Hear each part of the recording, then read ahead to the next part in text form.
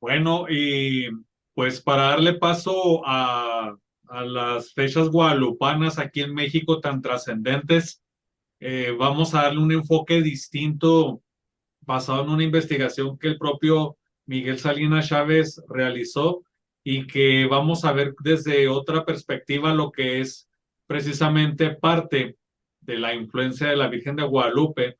Yo no me imaginaba todo lo que leí, Miguel, y pues adelante lo que es el Nican Mopowa. Bueno, pues este es un artículo que yo escribí hace como 5 años más o menos.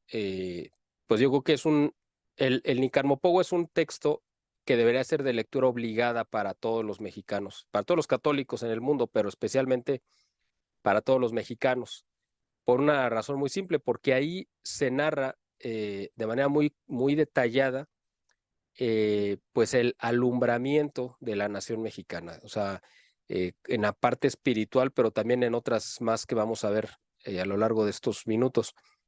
El Nican Mopowa es un texto fundamental, como lo es, por ejemplo, la narración de Bernal Díaz del Castillo de la historia verdadera de la conquista, que nos desmenuza y nos narra cómo fue ese momento importantísimo de nuestra historia.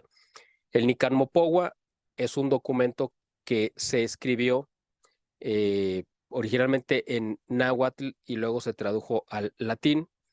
Y de hecho las palabras Nican Mopowa significan aquí se narra o aquí se cuenta, y fueron escritas por un indígena muy sabio, de apellido Valeriano. Ahorita les doy el nombre, que se me fue el nombre de él, pero este señor Valeriano conoció en persona a Juan Diego. Era un indígena también, pero era pues un indígena muy brillante, y es importante decirlo y recalcarlo porque de repente como que nos pasa por la cabeza pensar o creer. Antonio Valeriano se llamaba este indígena. Bueno, este es el nombre ya de bautizado. El nombre indígena no sé cuál sería, pero este es su nombre ya de bautizado. Eh, Hubo muchos indígenas muy brillantes, obviamente, ¿no? Entonces este fue uno de ellos, y es importante hacer remarcarlo, porque a veces nos puede asaltar la tentación de creer que pues los indígenas pues eran poco menos que pues como casi incapacitados, ¿no? Para cualquier juicio o cualquier actividad intelectual importante, y lo cual es totalmente equivocado y falso. Prueba de ello es esta narración, que además, y vale decirlo, es un poema, es una narración bellísima, un poema. Uno lo tiene que saborear y lo tiene que disfrutar. Esta narración en la cual eh, Antonio Valeriano nos va poniendo en letras hermosas y bellas, me imagino como las escuchó tal cual de la boca de Juan Diego. En este documento, yo lo he leído muchas veces, pero de repente me vino la idea de que me pareció que tenía el formato de un acta de independencia de una constitución, lo cual pues de entrada me pareció extraño. Empecé a investigar a ver quién más había llegado a esta conclusión, y pues no encontré otra referencia. Entonces yo lo que hice fue leer el acta de independencia de Estados Unidos, la de México, la de otros países, y el inicio de las constituciones o sus cartas magnas. Y para sorpresa mía, me di cuenta que el Nican Mopowa cumple perfectamente con los requisitos de un documento legal en el cual se puede perfectamente sustentar el nacimiento legal de una nación, que es básicamente un acta de independencia es como el acta de nacimiento de una nación. El acta de independencia, por ejemplo, de Estados Unidos, pues narra, ¿no?, el contexto histórico en el cual se dio la guerra de independencia, porque había unos ingleses que, etcétera, etcétera. Bueno, eso ya quien lo quiera leer, pues pueden consultarlo. En el acta de nuestra primera constitución oficialmente es la de 1814, de octubre del 1814, redactada en Apatzingán, Michoacán, por José María Morelos y Pavón, en la cual también se hace una descripción. Esa no es acta de independencia, es una Constitución se hace una descripción del contexto histórico por el cual se levantaron en armas y contra quién estaban combatiendo y la razón por la cual esto sucedió. Entonces en el Nican Mopogua encontramos exactamente los mismos elementos, encontramos el contexto histórico que enmarca los acontecimientos guadalupanos, donde narra que 10 años después de la llegada, de la caída de la Gran Tenochtitlán, etcétera, pues había eh, pues mucha convulsión social, ¿no? Porque no había realmente, no se había concretado una conquista espiritual contraria a lo que se cree de que los españoles llegaron a imponer con las armas, la fe y la religión. Pues no fue así. Sí fue un proceso de evangelización muy arduo, muy complicado para los indígenas. Es que tenemos que entender pues que les vinieron a presentar un mundo que ellos obviamente estaban absolutamente ajenos a él. Entonces era el mundo occidental y además la religión cristiana. Eran dos cosmovisiones totalmente diferentes a los que ellos conocían, sabían y tenían como religión. Entonces, este choque, obviamente, pues fue muy complicado de poder, para los evangelizadores, poderles hacer inteligible algo tan complejo como es la religión católica, o sea, los dogmas de la fe y el evangelio, que es algo complicadísimo, y además, sin dominar el idioma, pues era una razón mucho más complicada. Yo preparé hace tiempo, hace unos meses, una ponencia sobre Doña Marina, que la presenté como la primera evangelizadora de América, porque eso fue, de hecho, ella fue la primera persona, la primera mujer, yo creo que la primera persona en América que, mm, digamos, bueno, cuando menos en América continental, que anunció el evangelio en náhuatl o en alguna lengua indígena. Ella yo creo que fue la primera, porque aunque habían llegado otros españoles aquí a tierra americana previo, o sea, al continente, antes de la llegada de Cortés, pues habían sido absorbidos por la cultura maya. De hecho, llegó hasta un sacerdote que yo no está registrado que él haya pues anunciado el evangelio, sino más bien él como que se asimiló a la cultura maya y luego fue rescatado por Cortés. Pero Doña Marina sí fue la primera, pero a lo que voy con esto es que eran los mismos indígenas los que se tenían que transmitir la fe unos a otros porque eran pues, los que se entendían.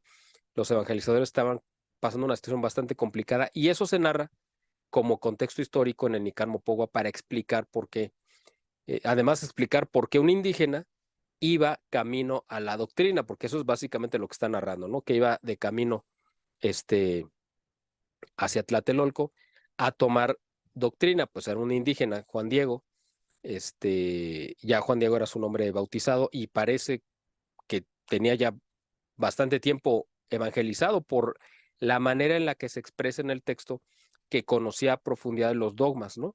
Entonces, o sea, el lenguaje que él manejaba no era de alguien que apenas está recibiendo la doctrina, sino de alguien que ya la tiene bien aprendida y además madurada, ¿no? O sea, ya la había madurado, ya la había digerido esa doctrina y él entendía esas cosas, ¿no? Entonces, también es importante, en esto se narra en el Nican Mopogua al inicio, que había elementos que eran muy propios de la cosmovisión indígena, que es esto del floricanto. El floricanto era la representación de lo real y lo divino, es decir, lo que era absoluta verdad.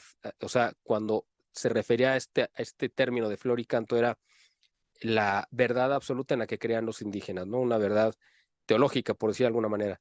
Y por eso en el acontecimiento guadalupano está identificado, se abre con el canto y se cierra con la flor, es decir, los dos elementos completos de la cosmovisión. ¿Por qué? Porque cuando va Juan Diego, según se narra en el Nican Mopogua, rumbo a Tlatelolco y la Virgen se le aparece, antes de verla, escuchó cantos angelicales donde él pensó que sí estaba quizá en el paraíso, que sí ya se había muerto incluso, ¿no?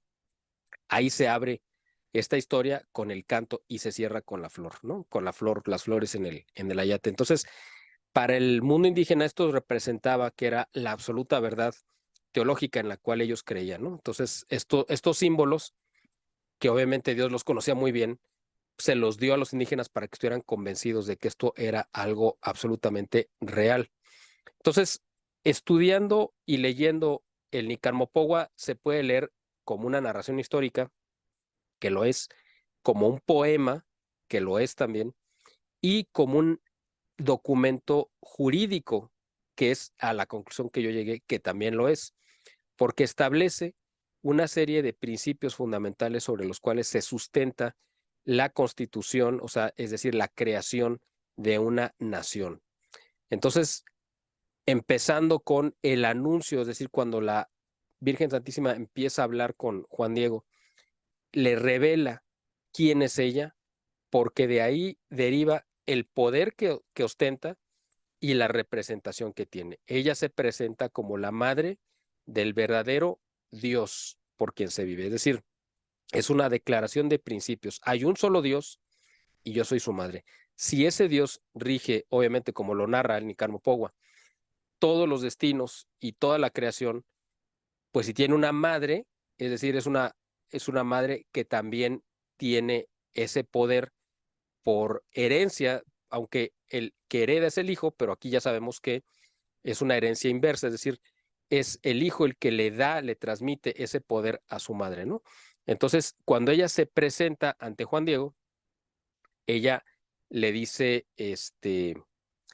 voy a leerlo tal cual, eh, para no faltar aquí a alguna palabra que me vaya a brincar. Le dice, Juanito, el más pequeño de mis hijos, ¿a dónde vas? Él le respondió, señora mía, tengo que llegar. Él identificó que esa mujer que le estaba hablando era alguien con una dignidad para llamarla señora.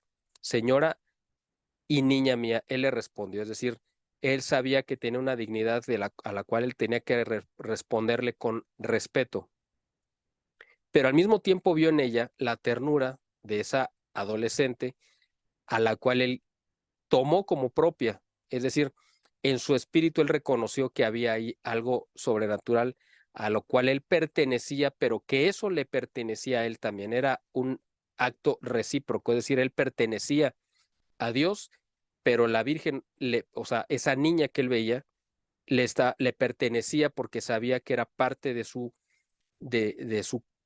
eh, de su creencia religiosa. Él de alguna manera la identificó, porque le dice, tengo que llegar a tu casa de México, Tlatelolco. Es decir, ¿por qué le dijo tu casa? Pudo haberle dicho, voy a llegar, voy hacia el templo, al templo. ¿Por qué le dijo tu casa? Porque él sabía, identificó que esa mujer que le estaba hablando era parte de la religión que él recién había aprendido, conocido y que él identificaba a ella quizá en ese momento como la madre de Dios, o cuando menos sabía que ella era parte de la religión católica, porque por eso dijo, voy a tu casa, ¿no? A seguir cosas divinas que nos dan y enseñan nuestros sacerdotes, delegados de nuestro Señor. Aquí él dice, nuestro Señor, y a ella le dijo, señora y niña mía. Es decir, es un título donde está poniendo en la misma dignidad, no es que los exponga al mismo nivel, sino en la misma dignidad, la reconoce como señora mía, señora suya, es decir, él se reconoce como un servidor, pero también de Cristo, es decir, por eso él le dice nuestro Señor. Es importante estos matices para entender que él fue consciente desde un principio con quién estaba hablando.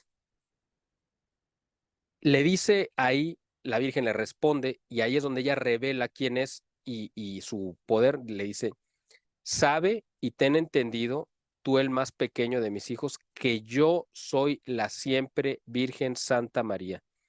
Siempre Virgen Santa María. O sea, son, eh, digamos, tres títulos importantísimos. Siempre Virgen Santa María, Madre del verdadero Dios por quien se vive, del Creador de todo, Señor del cielo y de la tierra. Es decir, ahí le está revelando que ella detenta un poder que está por encima, incluso de la tierra, o sea, del poder temporal, que no es una soberana del mundo, es una soberana que ejerce su poder por encima y más allá del mundo, porque lo ejerce también en el mundo espiritual o en el reino celestial. Así que así empieza, por ejemplo, el acta de independencia de Estados Unidos, donde ellos declaran que hay un Dios creador de todo. Igual la Constitución de Apatzingán se declara que hay un Dios creador de todo, etcétera. ¿Por qué? Porque es una declaración de principios para desde ahí entender de dónde proviene el poder y la soberanía. Entonces, aquí ella exactamente hace lo mismo, le dice, hay un Dios, uno solo, y que es el creador de todo en el cielo y en la tierra, y yo soy su madre, la madre de ese Dios. Entonces, le está revelando quién es y el poder que tiene. Inmediatamente después de que ella le revela quién es y cuál es el poder que ostenta, le da, como ya le reveló que tiene poder, ya ahora viene la primera, digamos, el primer mandato. ¿Por qué? Porque tiene el poder de ordenar, el poder de mandar. Y le dice, deseo vivamente que se me erija aquí una casita. Es muy importante esta palabra, es muy importante porque ella pudo haber dicho, quiero que se me erija un templo. De hecho, hasta donde yo sé, es la única aparición de la Virgen María en la historia reconocida por la iglesia, o sea, que ha cumplido con todos los requisitos, en la que la Virgen pide una casa, porque en todas siempre pide un templo.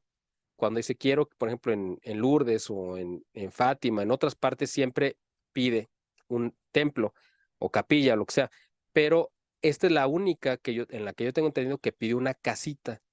¿Cuál es la diferencia entre un templo y una casa? Bueno, pues es evidente, ¿no? Pero en la casita es donde uno va a habitar, donde uno va a vivir. Pero es importante también decirlo porque es la sede del poder, es decir, el poder siempre debe de tener un lugar desde donde se ejerce cualquier poder, ¿no? O sea, en cualquier gobierno, pues tiene que haber una casa oficial donde viva pues el que gobierne, ya sea un rey, un emperador, un presidente, lo que sea. Tiene que tener una sede oficial. Pues ella pide, precisamente una vez que le revela quién es y el poder que detenta, le pide que se le construya una sede en la cual ella va a habitar y obviamente a gobernar, ¿no?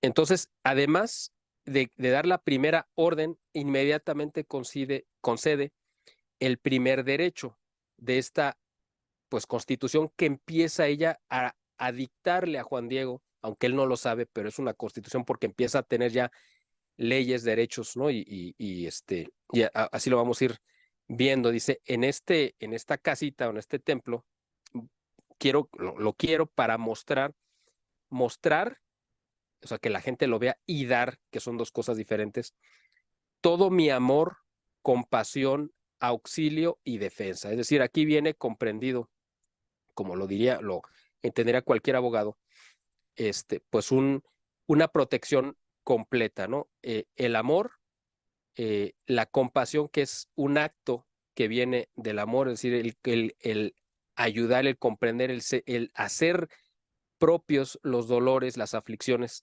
del otro, ayudar, es decir, el auxilio y además la defensa. O sea, todos estos eh, está otorgando estos derechos a cambio de que se le erija una sede. Entonces empieza ya a ejercer esta labor de decir, yo como gobernante te concedo esto, ¿no? Yo te lo concedo. ¿Qué significa eso? Que te lo estoy dando. No es que me lo pidas tú, sino yo te lo quiero regalar a ti. Después viene un segundo derecho, que es el de la ciudadanía, que es importantísimo, y los beneficios que trae consigo, porque dice, yo soy vuestra piadosa madre. O sea, ya había dicho que era la madre de Dios y además ahora dice, yo soy vuestra piadosa madre también. A ti y a todos ustedes juntos, los moradores de esta tierra. Es importante decir moradores porque no dice los nativos, que nativos significa que hayan nacido ahí. Moradores es que vivan ahí, no necesariamente los que nacieron ahí. Cualquier persona que tome esa tierra por casa, que venga de cualquier parte del mundo. Vosotros, los moradores de esta tierra y a los demás amadores míos que me invoquen, es decir, no solamente a los que vivan en esa tierra, sino a cualquier persona fuera, en otra parte del mundo, que también la invoquen, ¿no? Como madre. Les está otorgando también los mismos privilegios. Que me invoquen y confíen en mí, oiré allí sus lamentos y remediaré todas sus miserias, penas y dolores. Esto es muy importante. Esto es muy importante, estas tres palabras que la gente pudiera pensar que son sinónimos y en cierto aspecto se pueden utilizar como sinónimos, pero son cosas diferentes. Miserias básicamente se refiere, o uno lo entendería, a las carencias materiales, cualquiera que sean. Penas, que pueden ser, pues obviamente, dolores o angustias emocionales o por alguna otra razón espirituales, y dolores que generalmente uno identificaría como aflicciones físicas, es decir, ella está otorgando la protección material, está otorgando el derecho a la salud y al consuelo, ¿no? Que son tres funciones, es decir, es como decir la fe, la esperanza y la caridad, las obras de misericordia. Acá la Virgen les está otorgando estos derechos a quienes la invoquen, a los moradores de esta tierra y a los que le invoquen incluso fuera de esta tierra, ¿no? Aquí ya se van conjuntando los derechos que esta incipiente constitución que se está redactando en el momento que le está hablando la Virgen Santísima a Juan Diego se empiezan a tomar forma. Luego dice, viene después, como ella ya le dijo a Juan Diego que ella tiene el poder y detenta un poder, también tiene el poder de designar por representantes o de poder delegar, que es muy importante, autoridad. Es decir, no solamente ella tiene el poder, sino además tiene el poder de delegar en otros parte de ese poder y representación. Y lo dice de esta manera, nombrando a Juan Diego como su primer ministro, ¿no? Para realizar lo que mi clemencia pretende, bueno, perdón, su primer ministro sería el obispo Juan de Zumárraga. Le dice, para realizar lo que mi clemencia pretende, ve al palacio del obispo de México y le dirás cómo yo te envío a manifestarle lo mucho que deseo que aquí en el llano me edifique un templo. Le contarás puntualmente cuanto has visto y admirado y lo que has oído. Visto, admirado y oído. O sea, fue un acto, obviamente, de verlo, de una admiración porque tuvo una experiencia espiritual profundísima, y lo que escuchó, no solamente las palabras de la Virgen, sino el canto de las aves o de lo que él pensó que eran aves, pero que no sabía si eran cantos celestiales, que se oían como aves, ¿no? Entonces, eh, todo eso tenía que narrarle Juan Diego al obispo, pero la Virgen le está diciendo a Juan Diego que el que debe de encargarse de hacerlo, de ejecutarlo, es el obispo, es decir, la Virgen le está reconociendo al obispo que tiene una autoridad a la cual ella acepta también someterse. Esto es muy importante porque incluso en los gobiernos, aún en la parte, por ejemplo, donde había un rey, el rey también tenía que obedecer a los que fueran sus súbditos si estos tenían un mando, un poder, ya sea militar o administrativo. Entonces aquí la Virgen, ella acepta la autoridad, le reconoce esa autoridad, o sea, se la está confirmando y pide que sea él el que ordene, porque ella dice, yo quiero esto, pero lo deja a la voluntad del obispo que se ejecute su orden, ¿no? Esto es muy importante. Luego viene otra cosa importantísima. La Virgen María, la Virgen Santísima, eh, llega a abolir las diferencias de castas y pues de razas. No me gusta usar ese término porque razas me parece más como un término para distinguir pues animales o cualquier otra especie, pero no humanos. Pero bueno, para que la gente entienda a lo que me refiero, ella abole, es decir, decreta la desaparición de las razas o de otra manera, la igualdad de todos los ciudadanos, ¿no? ¿Cómo lo hace? ¿En qué momento lo hace? En el momento que le dijo al principio a Juan Diego, tú el más pequeño de mis hijos, es decir, el último, el más, ¿qué entendemos por eso? Pues el más, vamos a decirlo en estos términos para que la gente lo entienda, el más insignificante. El último, de hecho Juan Diego así se refiere a sí mismo cuando él se ve incapaz de que el obispo lo tome en serio, cuando le dice más adelante, oye, pues mejor manda a otro porque yo soy cola, es decir, yo soy la parte final pues en un animal, pues la parte final es la cola, entonces él dice, yo soy lo último. Entonces la Virgen le dice, no, tienes que ser tú directamente y yo te designo a ti como mi embajador y utiliza esa palabra como embajador para que vayas a hablar con la autoridad máxima. Es decir, ahí la Virgen le está dotando de una autoridad y un poder a Juan Diego para decirle, tú, que eres el último, vas a ir a hablar de tú a tú con el obispo, con respeto, por supuesto, por la dignidad que detenta, pero pues tienes que hablarle de frente y directo, sin intermediarios. Tú directamente tienes que hacerlo. Es decir, aquí ella, como otro derecho, está poniendo que todos los habitantes de esta nueva patria que ella está alumbrando, ella está trayendo a este mundo, eh, tienen el derecho a la igualdad. Además de que pues, Juan Diego y sus palabras son tan dignas de confianza como las del obispo, por eso lo manda él directamente a dialogar. La Virgen perfectamente se le pudo haber aparecido al obispo en lugar de a Juan Diego, pero es muy importante que se le haya aparecido, y si lo hubiera aparecido al obispo y el obispo hubiera dicho, se me apareció la Virgen, vamos a construir un templo, nadie absolutamente lo hubiera puesto en duda, pero el impacto hubiera sido muy diferente porque los indígenas pues hubieran dicho, bueno, pues eso fue una historia que se inventó el obispo. ¿Por qué? Pues porque tampoco hubiera habido un ayate, no hubiera sido necesario, pues porque el obispo no hubiera pedido una prueba.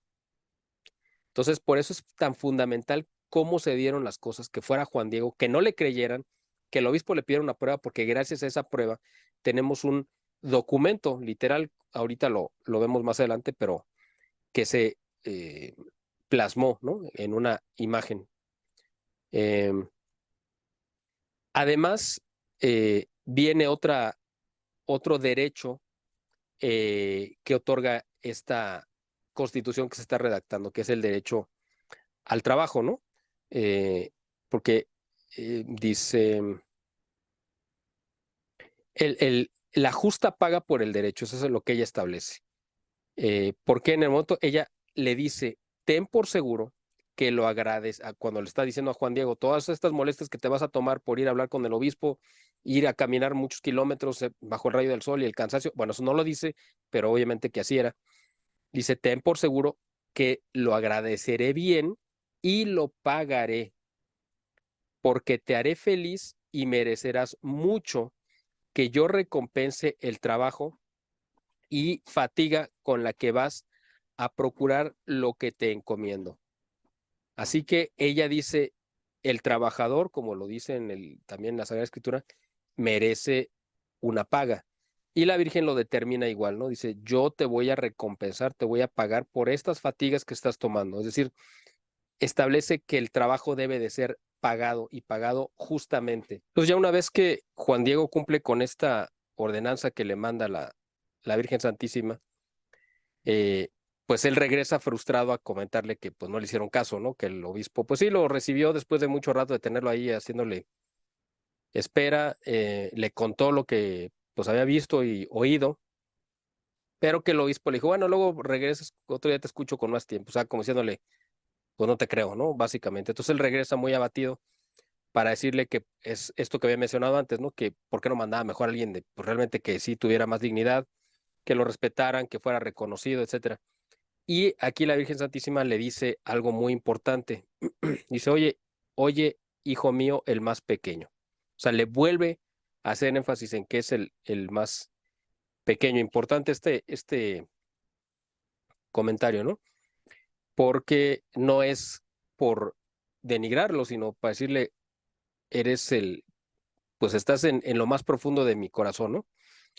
Ten entendido que son muchos mis servidores y mensajeros, porque pues, obviamente tiene a toda la corte celestial, podría haber mandado a un ángel, a un santo, a quien pues ella dispusiera, y habría, todo el mundo estaría encantado de servirle, ¿no? De mensajero, pero dicen, son muchos mis servidores y mensajeros a quienes puedo encargar que lleven mi mensaje y hagan mi voluntad, pero es de todo punto preciso que tú mismo solicites y ayudes y que con tu mediación se cumpla mi voluntad. Es decir, ella está elevando la dignidad de Juan Diego, de ese el más pequeño, le está encomendando la misión más importante de la historia de nuestro país, porque le dio básicamente el mensaje de dar a luz, de anunciar el alumbramiento de la nueva nación que estaba dando a luz la Virgen Santísima.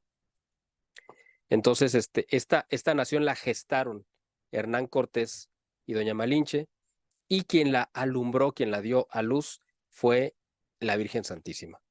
Entonces, aquí Juan Diego es el, el, pues el vocero, el mensajero, el que lo va a anunciar. Por eso le dice el énfasis de, tú eres el más pequeño y por eso es que a ti te lo encomiendo, porque te voy a enaltecer por encima de todos los demás, ¿no? Y junto con esta idea o esta orden, viene otro derecho más que se asienta ahí en esta Constitución, que es el derecho